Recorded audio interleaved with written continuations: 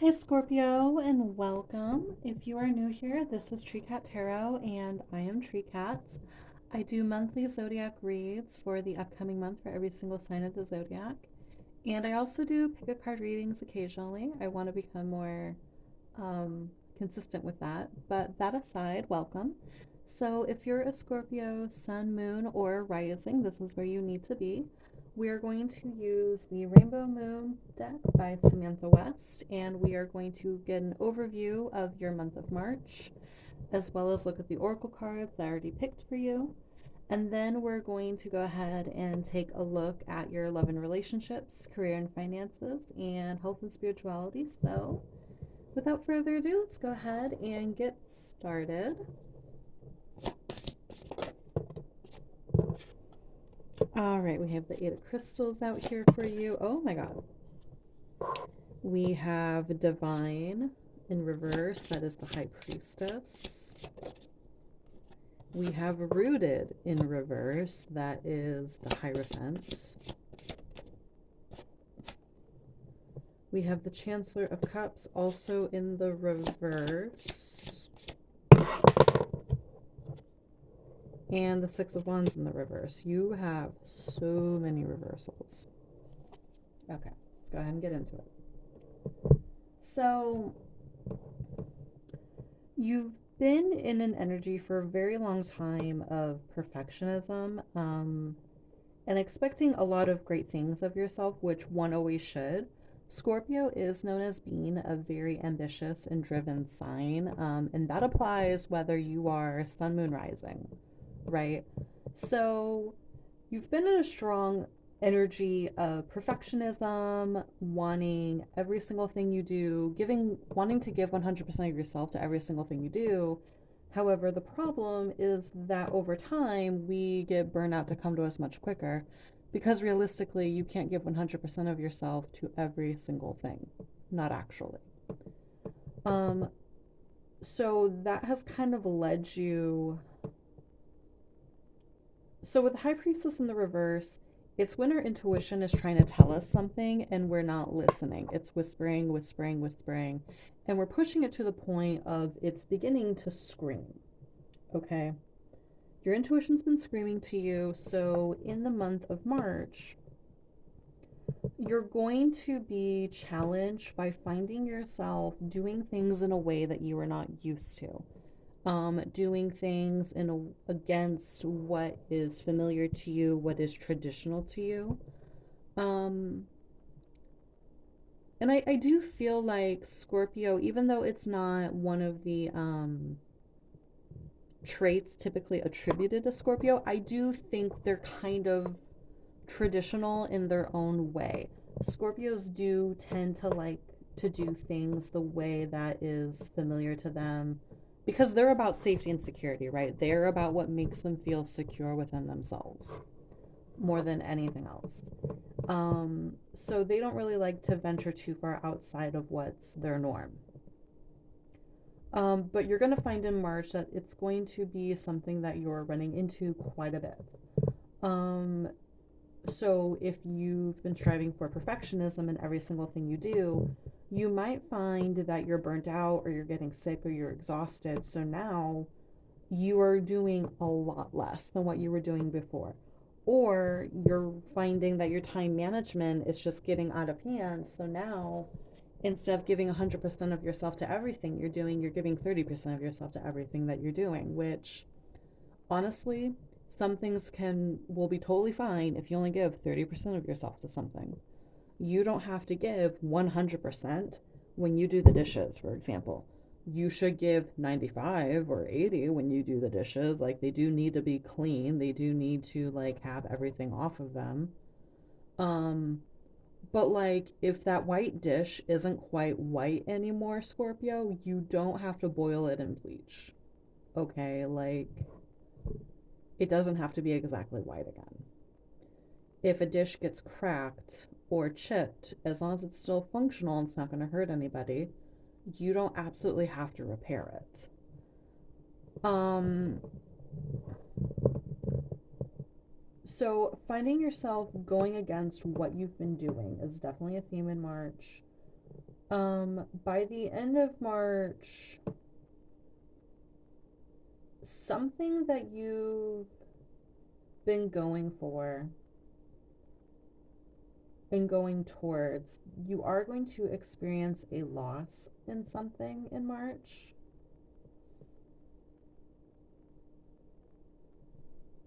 But I don't feel fear or anxiety when I say that. I think, if anything, what you're going to lose is this tendency of needing everything to be perfect, which, in that sense, you're actually gaining something, right? You're gaining peace of mind back by going through this change. But in order to allow yourself to get to a place to where you're sort of losing the need to be perfect in all things, with the Chancellor of Cups in the reverse there, you need to kind of stop listening, right? You need to stop listening to outside voices if those voices are critical. Because constantly being receptive to criticism isn't helpful to you.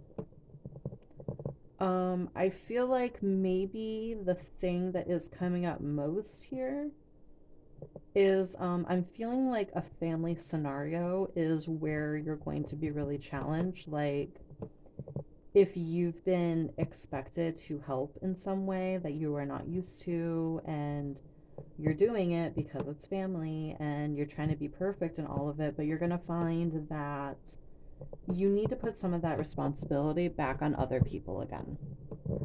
Or maybe it's criticism at work of something that you're doing, and instead of internalize it, think about the criticism and feel into whether or not it resonates with you.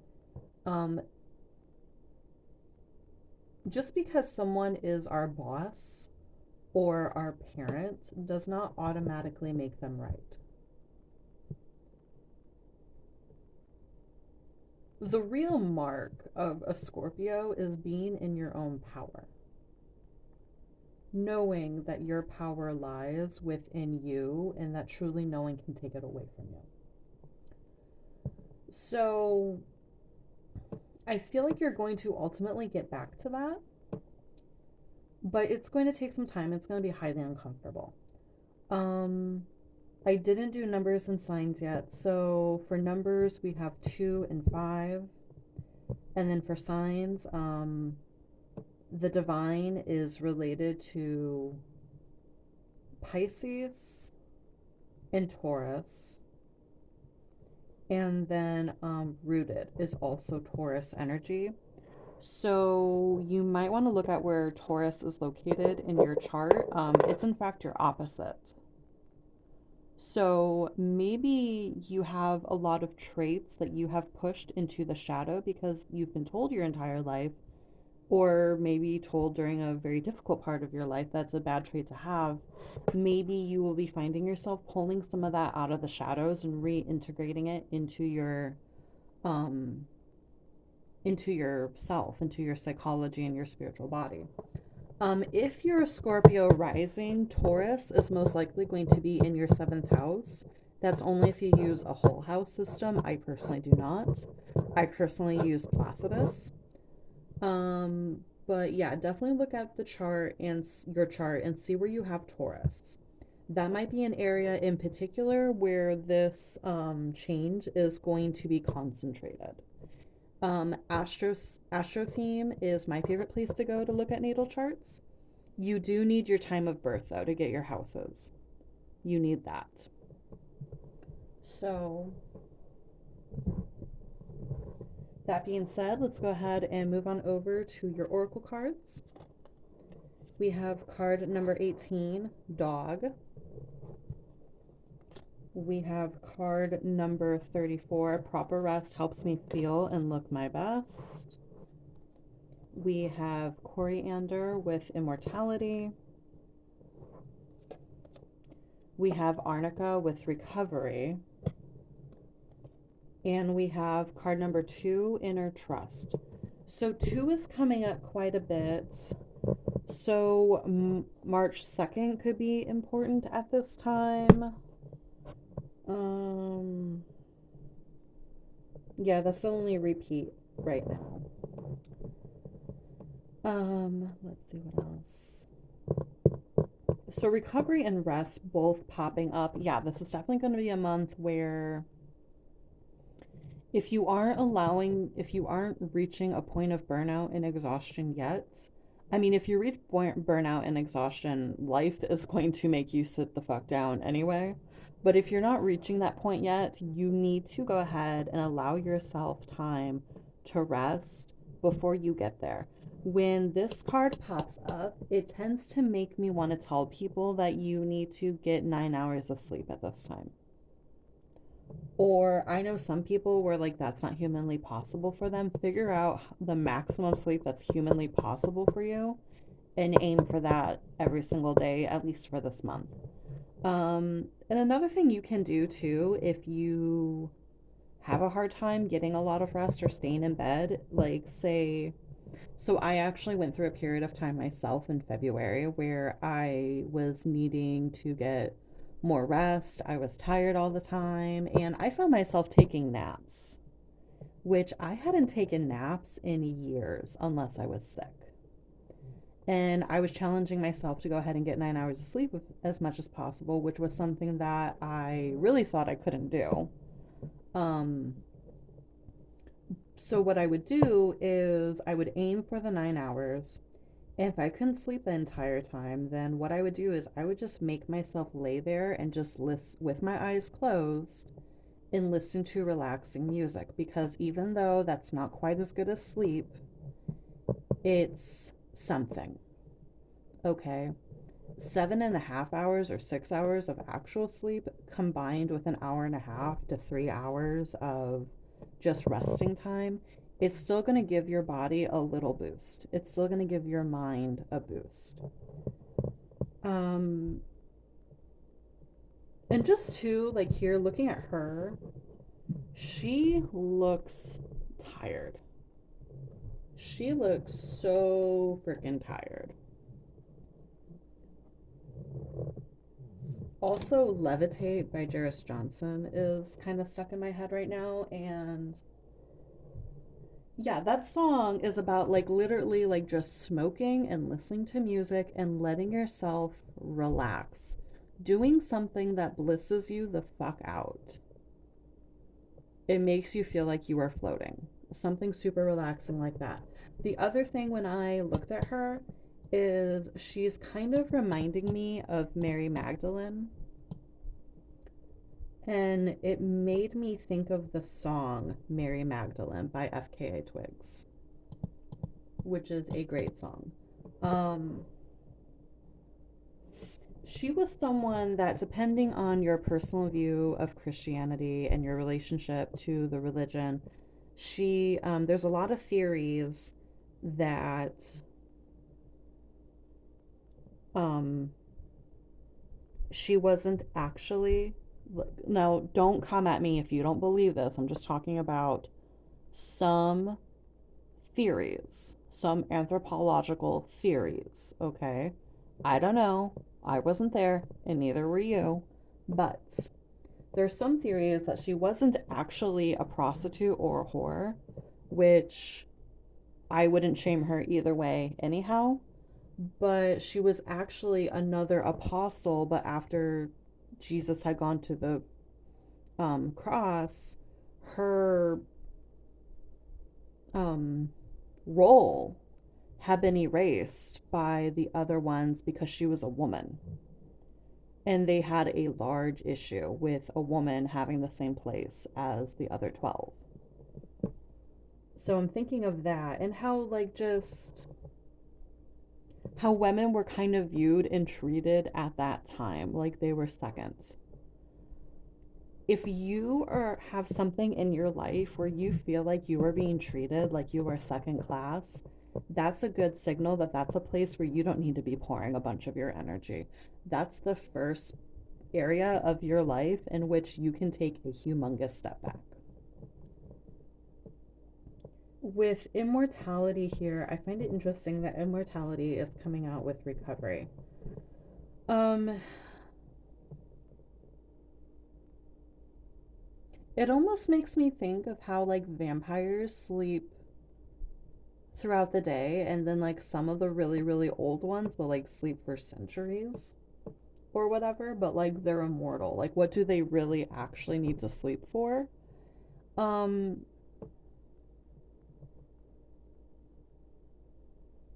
Maybe you feel like you're immortal, like you're just an Energizer bunny.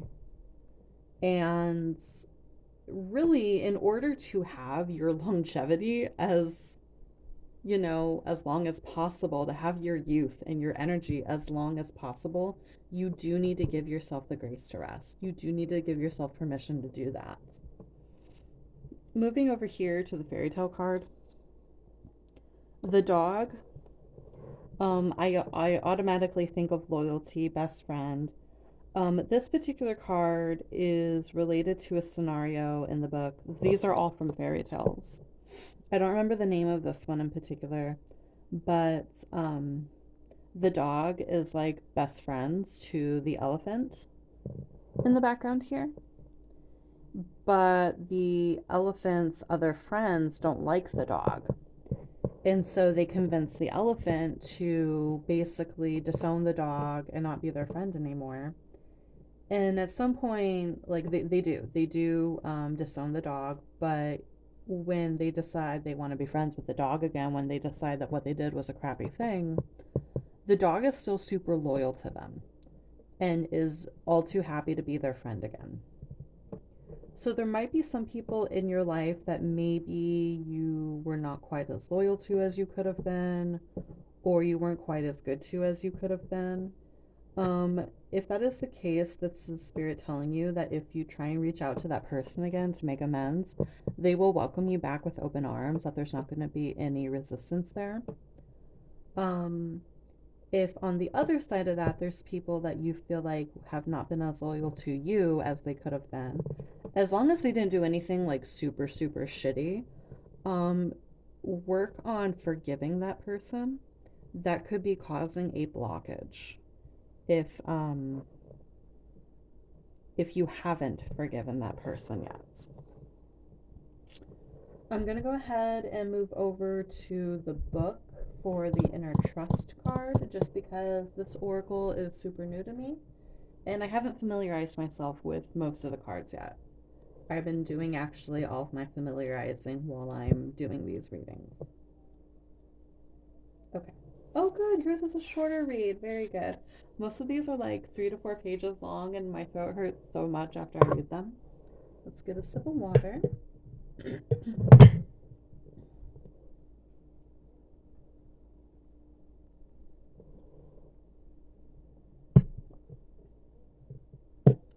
Off the Table by Ariana Grande is playing on the computer next to me.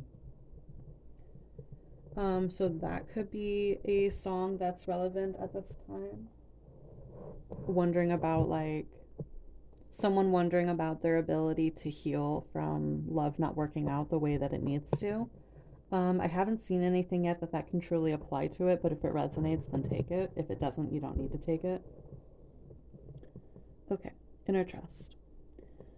Though it may be cloaked and hidden, within you lies natural magnificence, vibrancy, and true uniqueness. The harder this is for you to believe, the more growth this oracle is offering you now. Your opportunity for growth lies in letting go of the need to hide yourself from the world and to let go of any doubt about the wonder of what lies ahead of you, of what lies within you. This oracle brings you the message that it's time for you to trust yourself and let the real inner you out from behind the veil. You are being assured that you can trust your intuition and your own sense of things.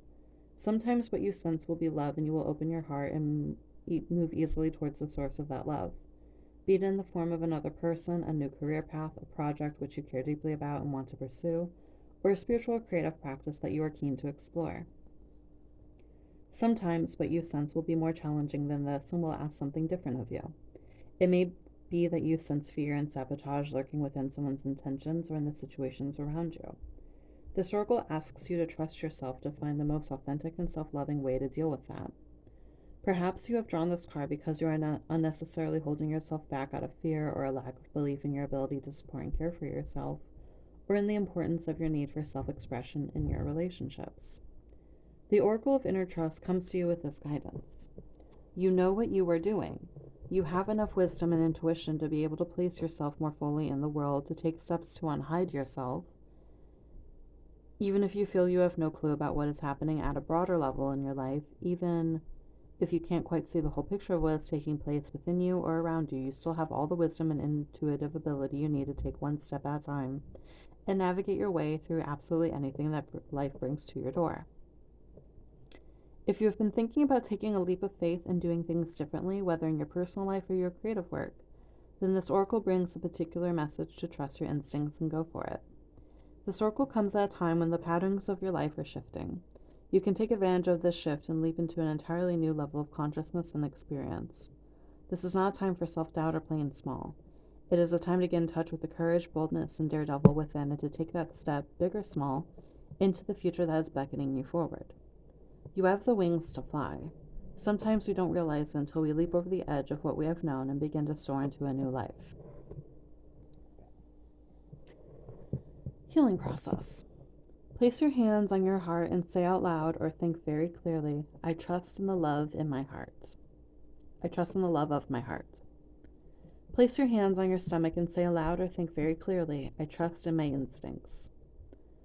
Place your hands on your belly and say aloud or think very clearly, I trust in the flow of life. Say the following aloud. I trust myself.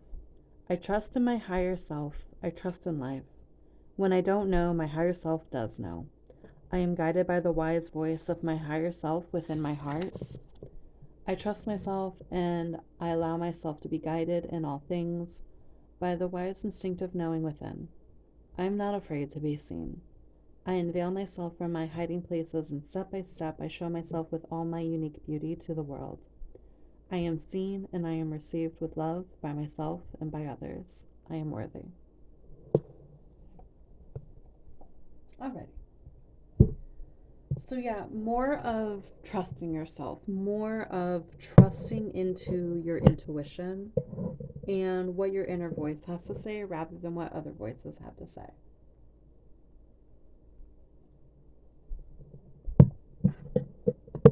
Which has been a little bit of a theme for a lot of the signs that I've done so far. But let's go ahead and take it into your love and relationships.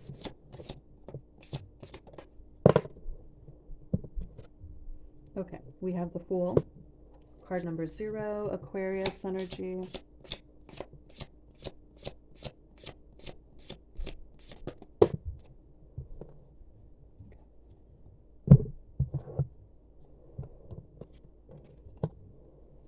And then we have the Ten of Wands coming out with the Warden of Crystals. Okay.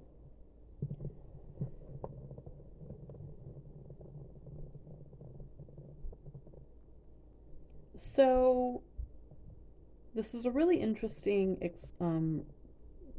thing here for you. I see you potentially entering a new relationship. The Fool is taking a leap of faith and doing something that is very new to you, which is literally something that this card had just talked about. The Ten of Wands is the releasing of burdens, and the Ten of Wands is having too many burdens, and the Warden of Crystals is sorry, my brain just like blinked for a second. The Warden of Crystals is when you are very, you're not only abundant, you are overflowing with abundance to the degree that allows for large amounts of generosity. I get a little mixed up here with the Warden and the Chancellor just because this is meant to be a non-binary deck. And it's not super clear if that's meant to represent the king or queen.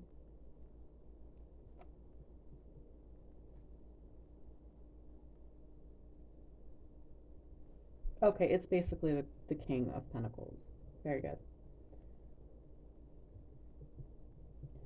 So, yeah, the King of Pentacles is a very, or Warden of Crystals in this case, this is a very self made person. So, what I would say here is you realize that you are very comfortable in your independence. You realize you are super comfortable um, doing everything on your own, but it is becoming burdenous. It is becoming too much. And like I said right there with the Eight of Crystals, this is something where if you don't turn around this behavior very soon, it's going to lead to a sense of burnout. With the Fool, so maybe it's not necessarily that a new relationship is coming to you, but more like a new way of addressing your relationship dynamic. If you are single, someone could be coming towards you who is going to prove to actually be helpful in your life and to help. I literally just heard Timon in my head say, Hakuna Matata. Maybe this person helps bring you a lot of peace. Maybe this is someone that, like, they don't necessarily take on any of the physical aspects of the burdens, but they help you feel better about everything and they help you to learn how to relax so you can take on the next day. If you are coupled, then it's very possible that a new dynamic enters your relationship where they start being more helpful and taking on more things so that you can take on less. This doesn't have to be a romantic partner. This could also simply be a friend, like a best friend or a close family member that helps you take on, that takes some of the load so that you don't have to have all of it. That's what I see going on here, and that's really beautiful. And I absolutely love that for you. So there is a solution coming to you. I think the hardest thing is going to be your own resistance to letting somebody help you. And also the shame. I feel like for a lot of you, the reason that you take on so much and you hold yourself to a perfectionistic level is because you feel a lot of shame in needing help and you feel shame in not being able to accomplish something. But the universe is putting you through this so that you can learn there is nothing to be ashamed of. That was simply conditioning from an unhealthy scenario that you had once been in. So now the universe wants you to learn to put down some of the burden, to let another person help you. So that feels very complete to me. So we're now going to go ahead and take a look at your career and finances. Okay, we have the Eight of Daggers in the reverse. We definitely prefer that in the reverse. That's way too many cards.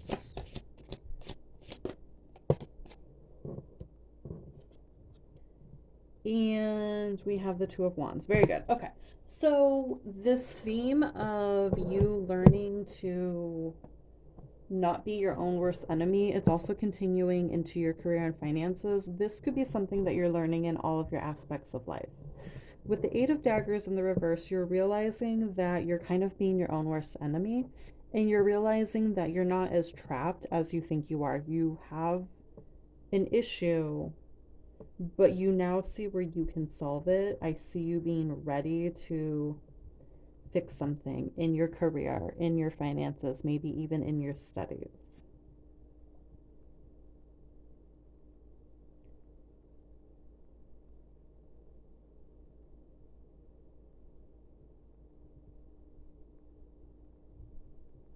Mm. Don't tell the other piles I did this. Don't tell the other signs I did this, but I feel like I want to get one more card for your career and finances. Something in me feels unsatisfied. Okay. Four of Cups. Okay.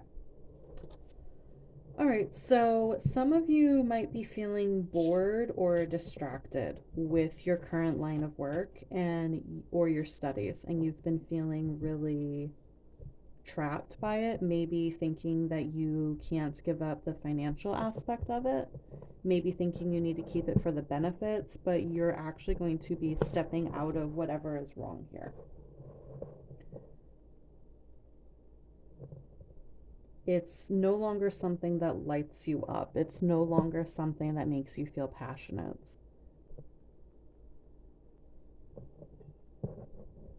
All right. And maybe that's part of what this person's doing for you. Maybe this person is taking up more, like if you're partnered or you live with roommates and maybe you're really close to one of your roommates, maybe they're going to take on more financial burden so that you have the freedom to go ahead and get out of a career that's no longer satisfying to you and go towards something that is. But now we're going to look at your health and spirituality.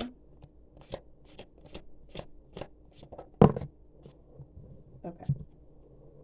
We have the Ten of Cups in the reverse. Oh no. And we have the Moon. The Moon is Pisces and Cancer energy, and it's card number 18. Didn't we have 18 on another? Yeah, with the dog. So the 18th could be an important date. Other than it being the day after St. Patrick's Day.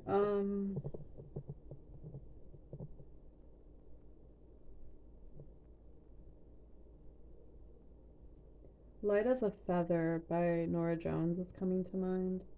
We're light as a feather, heavy as the weather. We're light as a feather, got you and I together. I'm looking in particular at the fact that the Ten of Cups in reverse card here has a couple here and that song coming up.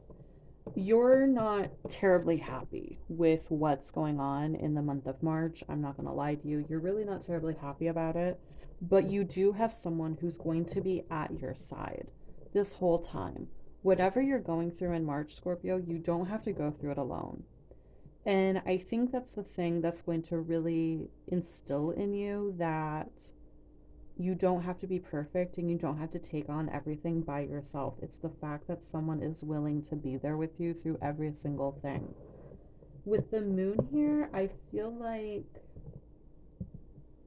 it's possible that you maybe like just it never truly ingrained in you that you weren't alone in things. Like maybe even like you I feel like for some of you, like I'm getting the image of like a pair being married, like they're older, they've been together a while, and someone just turning to their partner and saying like, I never realized like how much you were there for me. I never realized how much you wanted to help me. I've never realized how much you loved me. Like, not realizing, like, not that you've ever shown lack of appreciation to your partner, or, like I said, it could be a best friend, it could be a family member, but it dawning on you, like, just how much this other person wants to be there for you, wants to help you.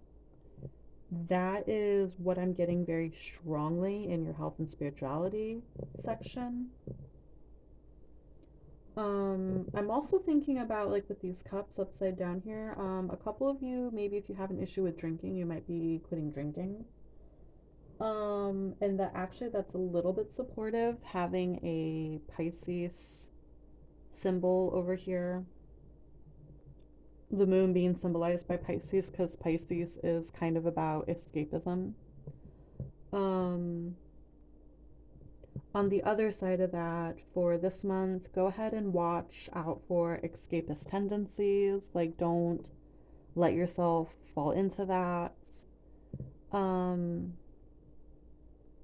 as well as health regarding your feet.